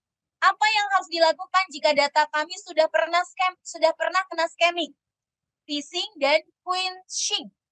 Apakah cukup hanya dengan memblokir kartu kredit atau lainnya? Pertanyaan berikutnya untuk Ibu Airin dari UGI. Ibu, jika asal kebocoran data dilakukan oleh institusi pemerintah sebagai pengelola datanya, apakah bisa dituntut? Atau bagaimana prosedur penuntutannya? Pertanyaan berikutnya dari Mbak Dewi Pusparini ya. Bagaimana solusi yang bisa dilakukan apabila kita setiap hari sering mendapatkan telepon dari pinjol legal, sedangkan kita tidak pernah pinjam uang dan daftar di aplikasi tersebut? Soalnya nomor yang mereka pakai berganti-ganti, Bu, dan cukup mengganggu buat promosi pinjol. Lalu pertanyaan Uswatun Hasanah, kami sering di WA dan ditelepon orang tidak dikenal, baik pribadi atau promosi suatu produk. Gimana cara atau gimana mereka bisa mendapatkan nomor kita? Apakah ada cara yang bisa kita lakukan agar mengurangi atau sama sekali tidak dihubungi oleh orang asing tersebut? Satu lagi pertanyaan saya baca dari Muret BRIN ya. Ini sudah tidak aneh lagi kalau data kita bocor di mana-mana. Misalnya seperti kasus di atas yang pinjol tadi. pihak lain yang punya tujuan tertentu. Sebetulnya hanya tidak ada kemauan para pemangku kepentingan untuk menegakkan hukum, sehingga sehingga pihak mereka atau mereka pihak yang bersalah seolah-olah tidak tersentuh hukum. Karena secara teori dan aturan sudah terakomodasi, tetapi hanya penegakan hukum yang mandul. Ini pendapat ya dari Pak atau Mas Muret. Oke, silakan ditanggapi Ibu Airin. Oke, cukup banyak ya, Pak Magda. Dan Banyak ada banget, saya hitung aja beberapa 20 yang bertanya. Ada beberapa yang memang mirip-mirip begitu, Bapak Ibu untuk pertanyaannya, terutama memang nanti untuk teknikal soal bagaimana mengatasi secara teknis ya, nanti mungkin Mas Oriza begitu yang paham kalau sudah kena tipu, gimana sih cara mengamankan data kita begitu secara teknis. Nah, saya akan coba menjawab dari sisi hukumnya yang tadi cukup banyak ditanyakan ya. Pertama, mungkin satu-satu dulu, ini terkait dengan institusi pemerintah ya yang problematik begitu. Karena rata-rata memang kebocoran data kita itu banyak disebabkan oleh eh, kelalaian ya dari institusi pemerintah. Karena apalagi untuk data-data yang besar, yang terutama dijual di pasar-pasar gelap gitu, yang sampai beratus-ratus gigabyte dengan dijual cukup mahal. Nah, pertama yang ingin saya tanggapi adalah kita itu baru punya Undang-Undang PDP itu di tahun 2022. Nah, kemudian baik institusi pemerintah maupun institusi swasta begitu ya, atau korporasi itu diberikan waktu 2 tahun untuk mereka bisa comply terhadap segala regulasi yang ada dalam Undang-Undang PDP. Yang itu sebenarnya sudah berakhir di bulan Oktober 2024 tahun kemarin. Nah, persoalannya adalah yang pertama kalau kita berbicara soal pemerintah, jadi kalau pemerintah itu eh, ada satu lembaga sebenarnya yang harus dibentuk oleh pemerintah, namanya adalah eh, Lembaga Perlindungan Data Pribadi, yang itu di bawah Presiden. Nah, Lembaga Perlindungan Data Pribadi ini tugasnya apa? Ya, dia tugasnya adalah untuk membuat grand design begitu. Bagaimana untuk mengamankan data pribadi kita secara nasional. Dan ini langsung di bawah Presiden. Terakhir saya dengar beritanya bahwa Komdiji di bawah Menteri Ibu Mutia Hafid ya, itu menyampaikan bahwa lembaga ini akan dibentuk dulu di bawah Kominfo atau Komdiji, dan ketika nanti SOTK dan semua SOP-nya sudah selesai, nah nanti akan di-launching sebagai lembaga independen di bawah Presiden untuk memayungi begitu semua institusi baik publik maupun private bagaimana menjaga data keamanan dari seluruh warga negara Indonesia. Nah, itu dulu, tapi saat ini sampai detik ini lembaga ini belum terbentuk. Jadi kenapa data kita banyak bocor? Karena memang secara regulasi nasionalnya kita tidak punya begitu. Itu yang menjadi catatan pertama. Kemudian yang menjadi catatan kedua adalah kita lihat dulu sebenarnya, karena ini tidak bisa langsung begitu kita menyalahkan pemerintah, kemudian menuntut pemerintah. Nah, kita lihat case by case-nya terlebih dahulu, karena hukum itu tidak berlaku seperti kacamata kuda begitu Bapak Ibu. Jadi pertama kita lihat dulu pasalnya. Terkait dengan sanksi itu ada dua, sanksi administratif begitu yang ada di pasal 57 Undang-Undang PDP. Jadi sanksi administratif itu adalah sanksi berupa peringatan tertulis, kemudian menghentikan sementara kegiatan pemrosesan data pribadi, penghapusan atau pemusnahan data pribadi, serta denda administratif. Kemudian yang kedua adalah ada sanksi pidana sebenarnya, ada di pasal 67 sampai seterusnya itu. Nah, saya mungkin akan bacakan sedikit begitu karena cukup banyak ya sanksi-sanksi pidananya. Tapi kata kuncinya di sini, setiap orang yang dengan sengaja dan melawan hukum, kata kuncinya di sini, dia ada kesengajaan dan melawan hukum. Dan kalau pidana, dia tidak bisa dijatuhkan pada institusi atau lembaga. Jadi yang hanya bisa berlaku untuk sanksi administratif kalau lembaga. Nah, kita lihat dulu kebocoran datanya itu disebabkan karena apa begitu bocornya. Nah, kita lihat satu ya faktornya. kerentanan sistem dari pengendali data. Nah, ini administratif pasti sanksinya. Kemudian ada serangan cyber. Nah, serangan cyber itu kan sesuatu yang datang dari luar begitu, sehingga yang harusnya dipidana, misal itu adalah orang yang melakukan serangan atau hackernya begitu. Nah, seperti kasus di Pusat Data Nasional kita yang beberapa waktu lalu kena hack begitu. Itu kan cyber security, serangan dari luar.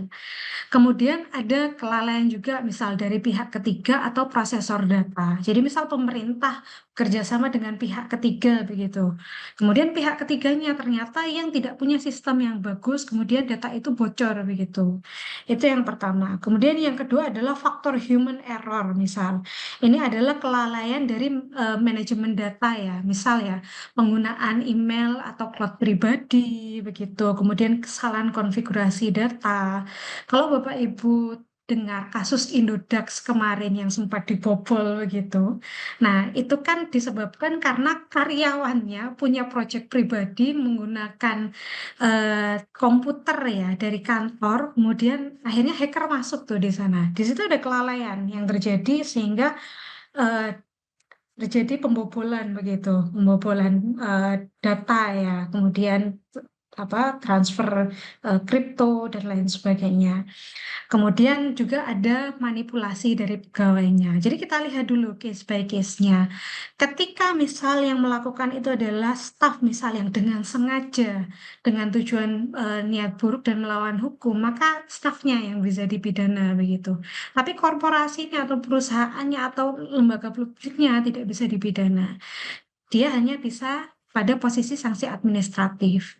Nah, dilakukan teguran tertulis, kemudian penghentian sementara kegiatan pemrosesan, penghapusan atau pemusnahan data pribadi, dan juga ada denda administratif di situ. Dan ini salah satu kelemahan kita juga, misal kalau kita berbicara korporasi begitu. Kalau di negara-negara Eropa atau Amerika biasanya, kalau kita ngomong perusahaan atau korporasi begitu ya, kita kan akan ngomong biaya atau cost begitu. Jadi cost yang dikeluarkan oleh perusahaan untuk comply, membangun sistem, itu ternyata lebih besar daripada mereka harus membayar denda. Nah, ini menjadi problem ya. Mending perusahaan itu bayar denda ketika terjadi pelanggaran daripada mereka harus memenuhi segudang seabrek regulasi begitu dengan biaya yang sangat besar. Padahal ya udah bayar denda aja, kosnya lebih murah. Nah, ini menjadi problem dan itu kebalikannya di Eropa. Denda itu lebih tinggi daripada mereka harus comply sehingga perusahaan atau korporasi itu akan willing untuk comply dengan regulasi begitu daripada mereka harus membayar denda. Itu yang pertama. Dan cukup panjang di sini memang.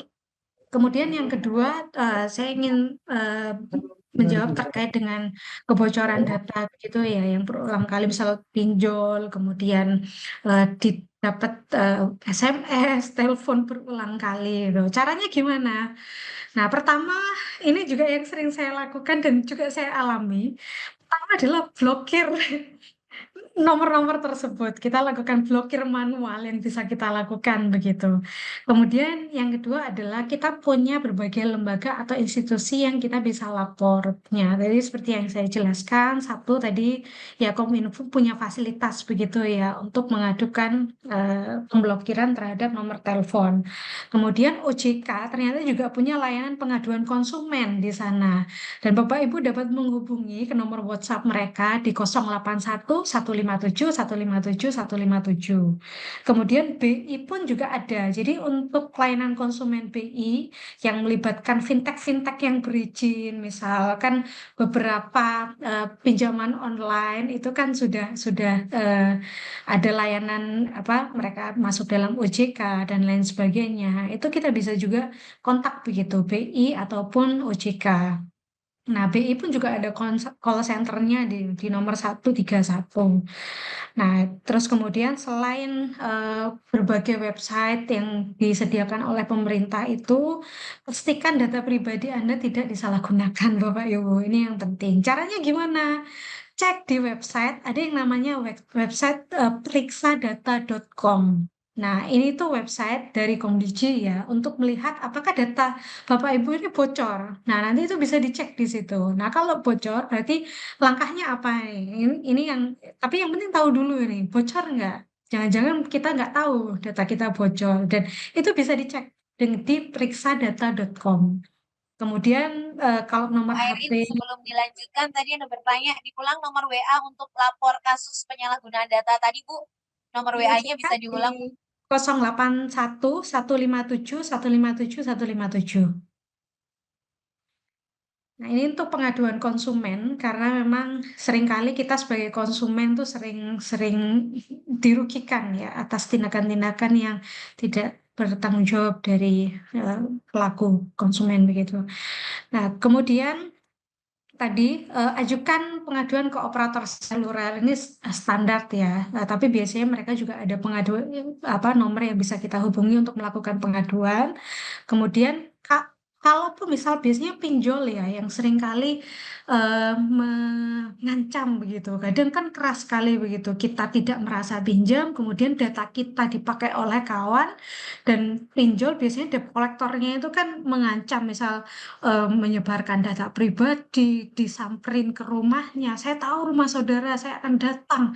Kemudian saya akan misal melakukan tindakan kekerasan begitu.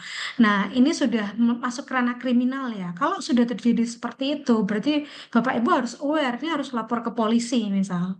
Nah, hal seperti itu yang kita lihat case by case-nya begitu. Jadi ini memang harus hati-hati. Kemudian selain itu ada beberapa tindakan-tindakan preventif lainnya. Misal gunakan autentisasi ganda 2FA ya. Ini penting begitu. Kemudian pembaharuan sistem keamanan secara rutin dan ya antivirus terutama ketika kita menggunakan laptop itu penting. Kemudian hindari membagi data ke sembarang orang, terutama ke media sosial. Ini tuh penting sekali karena sedikit-sedikit selfie dibagikan ke media sosial, makan pun selfie. Kita tahu tuh misal di mana tempat kita berada, kita nginep di mana. Itu tuh akhirnya orang bisa profiling begitu data kita dan itu bisa dipakai untuk kejahatan Bapak Ibu. Jadi hati-hati begitu. Kemudian gunakan password yang kuat dan unik untuk setiap akun. Nah, ini tuh penting, tapi ini technical ya. Jadi penting mana panjang atau kompleks begitu untuk membuat password. Dan menurut pakar begitu ya, nanti mungkin Mas Oriza lebih detail begitu. Jadi utamakan adalah panjang terlebih dahulu. Jadi kenapa ketika kita membuat password itu minimal itu kan 8 karakter begitu. Usahakan lebih dari 8 karakter. Karena panjangnya password yang kita buat itu akan meningkatkan begitu keamanan kita. Baru yang kedua adalah kompleksnya. Jadi kompleks tuh ya ada tanda serunya, kemudian ada numberingnya, ada huruf besar, huruf kecilnya, dan lain sebagainya. Tapi panjang dulu ternyata. Jadi semakin panjang maka dia akan lebih safe begitu. Kemudian enkripsi data itu penting. Jadi gunakan enkripsi data. Kemudian lagi-lagi ketika merasa terjadi kebocoran, gunakan hak Bapak Ibu begitu untuk melaporkan ke pihak-pihak terkait, misal ke OJK, ke BI, ke Komdigi, untuk mengamankan data Bapak Ibu semua. Mungkin itu kurang lebih saya coba rangkum begitu Bapak Ibu dari berbagai pertanyaan yang ada dan semoga menjawab. Nanti untuk technical bisa Mas Oriza begitu yang lebih paham untuk menjelaskan bagaimana mengamankan data pribadi Bapak Ibu. Begitu, Ya. Mbak Oda. Terima kasih. Mantap, diborong langsung sapu jagat nih Bu Airin. Tadi jadi penasaran ya, lebih panjang, lebih aman. Apa itu? Password dong, jangan mikir yang enggak ya. Lebih panjang, lebih safe, lebih aman. Ternyata password yang dimaksud. Baik, Mas Oriza atau Pak Oriza, silakan boleh menanggapi. Ya. Oke, matur nuwun waktunya. Saya coba merangkum semua ya karena terlalu banyak gitu ya. Yang kayaknya kayaknya sih pertanyaannya 11-12 gitu ya, ada irisannya semua gitu. Oke, yang pertama, gimana caranya memitigasi ya. Saya nggak bilang menjaga data pribadi kita karena data pribadi saya pun sudah bocor gitu ya. Sekarang gimana caranya mitigasi aja ya. Katakanlah teman-teman di SMS, di telepon gitu, orang nomor yang dikenal gitu ya. Oke, pertama jelas teman-teman atau Bapak Ibu sekalian bisa pakai aplikasi yang ini ya, labeling komunitas ya. Contohnya Get Contact ya, mungkin Bapak Ibu sudah terbiasa ya. Karena itu basisnya memang komunitas, jadi selama ada satu orang yang berani ngangkat atau mau ngangkat ya, dan tahu kami dari Saku Bocor ingin menawarkan bla bla bla, otomatis harusnya orang yang ditelepon ini mau melabeli nomor itu gitu ya. Nggak cuman buat dia aja, tapi ini buat komunitas gitu. Makanya aplikasi itu ada ya, karena kita berbasis komunitas. Kalau saya pas lagi senggang ada orang telepon, saya angkatnya itu dari itu tadi ya, misal dari Gacor 88 semisal gitu ya. Kemudian saya tutup, ya saya harusnya menyempatkan waktu 1-2 menit untuk melabeli tulis apa nomor itu ya sebagai Gacor 88 judi online. Ya otomatis ya ini juga jadi jariah buat Bapak Ibu ya, buat buat apa pahala berjalan ya, karena setiap kali nomor itu menipu yang lain ya, itu berarti label kita yang akan dipakai ya, dan itu mencegah orang lain itu terjebak lagi ke pinjaman online lah, ke kartu kredit lah, atau kayak gitu gitu ya. Jadi yang pertama itu, yang kedua saya pribadi ya sebagai praktisi juga di cybersecurity itu paling anti nerima nomor telepon yang nggak saya kenal. Ya, apapun itu. Nah, saya punya rule dasar sendiri. Kalau ada telepon yang cuma nomor aja, itu nggak saya angkat kecuali nomor itu sudah diverifikasi terlebih dahulu. Misal apa namanya, dia sudah saya labeli sebagai katakanlah Mbak Airin gitu ya, atau dia sudah ngechat duluan, Mas Riza ini saya Airin, nomor saya baru ya, saya mau telepon, otomatis saya sudah verifikasi dulu ya kalau itu adalah nomornya Mbak Airin dan saya bersedia ngangkat ya. Selebihnya kalau telepon mungkin sehari 25 telepon ada gitu ya, dengan nomor beda-beda ya, dan itu semua nggak saya angkat ya, saya gubris gitu. Itu yang kedua. Yang ketiga, karena ini banyak banget pertanyaannya, bagaimana kalau seandainya kita menggunakan komputer kantor atau laptop kantor gitu ya, biar data yang kita masukkan itu aman gitu. Ini mungkin buat catatan aja buat Bapak Ibu di sekolah atau di kementerian atau di apapun itu ya. Harga antivirus berbayar itu jauh lebih murah daripada kebocoran data.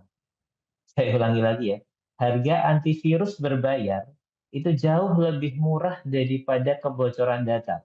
Oke, satu laptop itu kalau saya pakai berbayar ya, contoh saya pakai Kaspersky gitu ya, saya pakai berbayar, saya pakai Kaspersky, itu 1 tahun itu paling cuma 200 ribuan. Itu sangat jauh lebih murah daripada seseorang ngambil data dari laptop saya secara sembunyi-sembunyi, ataupun saya secara teledor masuk ke suatu website yang mencuri data saya, gitu ya. Jadi kalau antivirus berbayar itu dia proteksinya berlapis.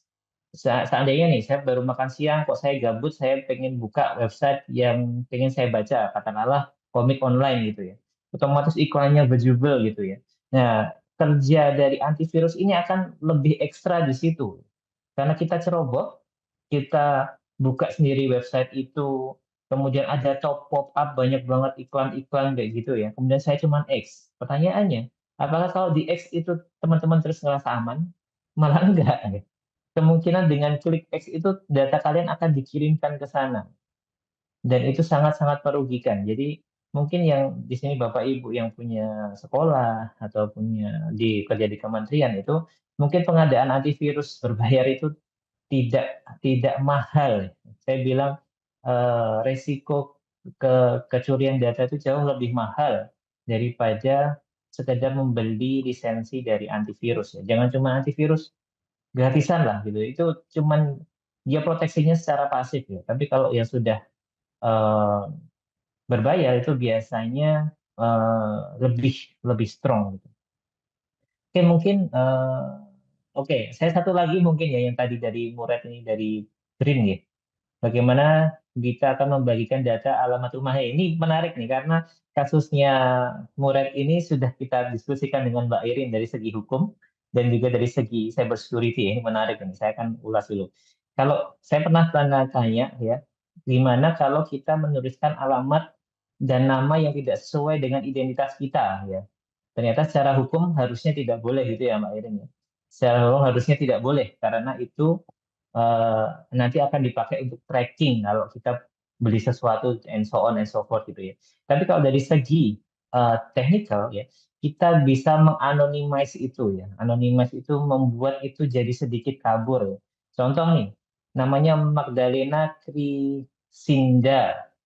Saya akan rubah nama itu ya menjadi Magdalena Sinda di e-commerce-nya Mbak Magda.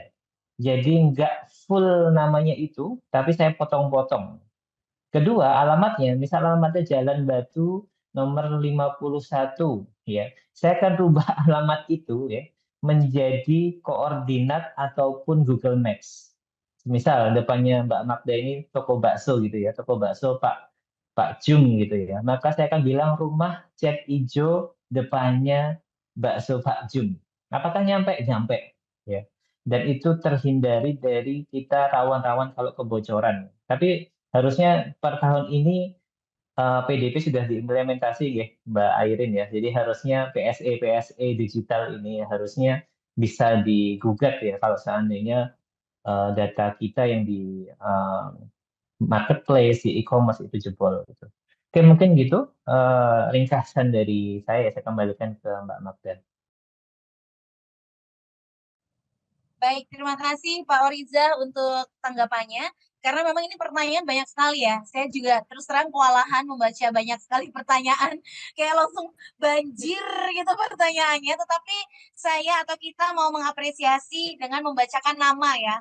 Nama para penanya. Terima kasih sekali yang sudah dengan sabar menulis pertanyaan-pertanyaannya. Ada Pak Andrea Pratama, Mbak Cantika Putri, kemudian ada Mariana, Levi, kemudian Mbak Devi juga terima kasih, Mas Jumari Bagus, lalu Dwi Aryani dari Kelurahan Ngupasan, kemudian ada Dwi Andika di Universitas Negeri Yogyakarta, Jessica Musti, Ahmad Muhaimin, lalu Rizkuha Maulida. Kemudian yang terakhir tadi ada Mr. Greg, terima kasih sekali ya untuk pertanyaannya dan juga respon atau feedback yang udah dituliskan. Walaupun saya tidak bisa baca satu persatu, ya tadi insya Allah ya mudah-mudahan sudah terjawab semua oleh Ibu Airin dan juga Pak Oriza.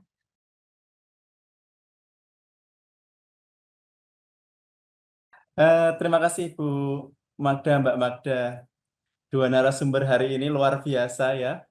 Kalau saya ini matur dalam forum apa namanya populer gitu, ini dua narasumber kita ini hebat sekali penampilannya sehingga kita Mbak Magda peserta hari ini itu 100 ditambah yang di YouTube itu 50-an.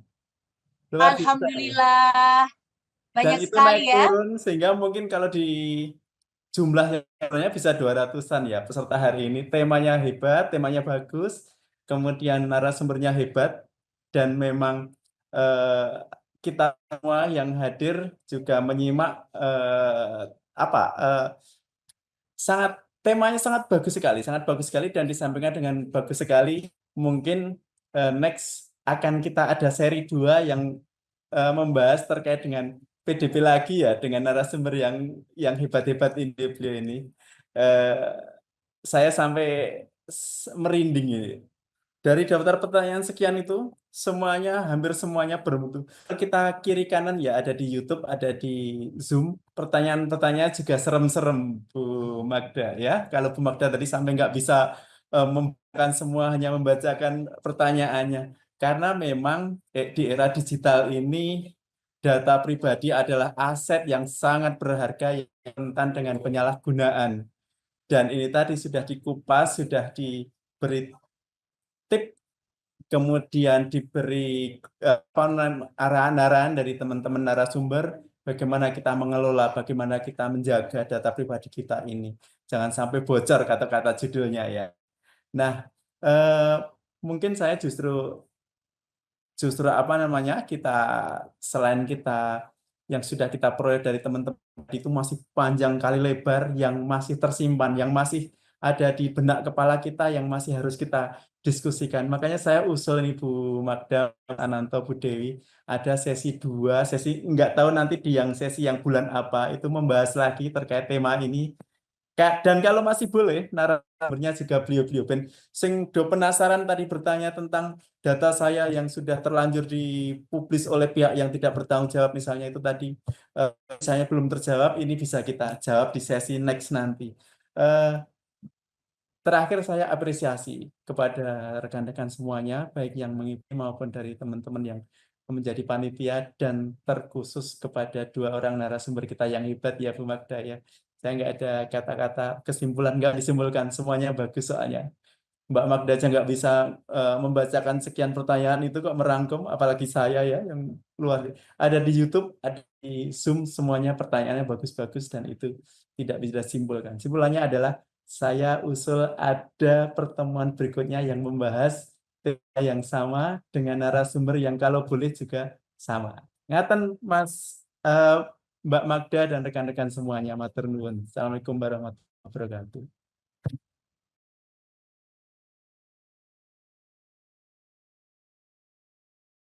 Baik, alhamdulillah selesai sudah acara kita. Terima kasih Ibu Airin, terima kasih Pak Oriza.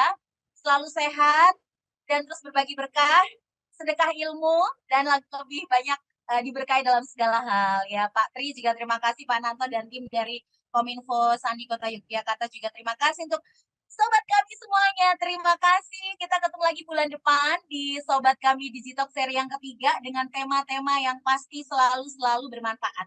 Ya, ubur-ubur ikan lele, sobat kami pintar-pintar le.